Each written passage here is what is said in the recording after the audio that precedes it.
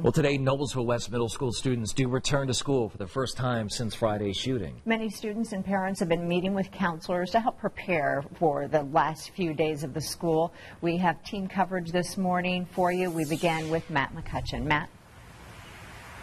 Ben and Julia, good morning. We're already seeing a police presence here at the school. Officers driving around several hours before the school day will begin. All we're getting a better idea of what the school day will look like.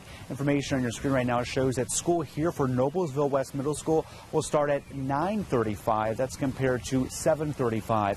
As far as the academics that have been pretty much in place for the end of the school year, that will sort of go by the wayside. The focus for the rest of this week will be instead on team building as well as counseling after the traumatic events that unfolded here inside the school on Friday.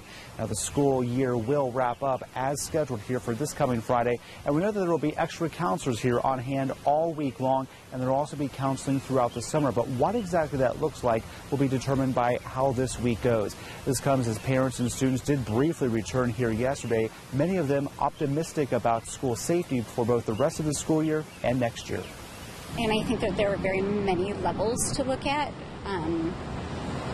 whether it be, counseling at a different level to get to know the kids better, whether it be, the thoughts of metal detectors, the thoughts of clear backpacks. I think as a community we probably do need to maybe look at other options.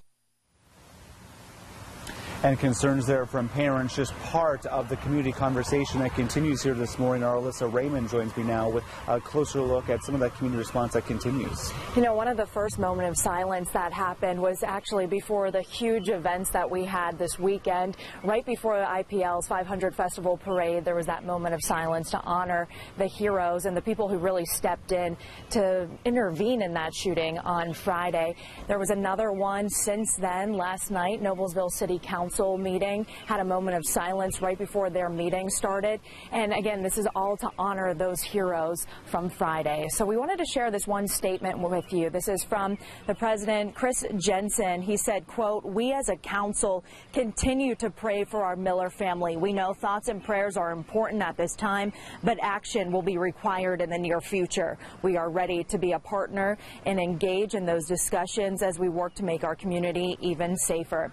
Parents are also stepping in to do their part. So coming up at 5:30, you'll hear from one mother that is demanding action right now. So we'll share with you what she's already done, plus what she's saying. Again, that's all coming up at 5:30. Back to you in the studio.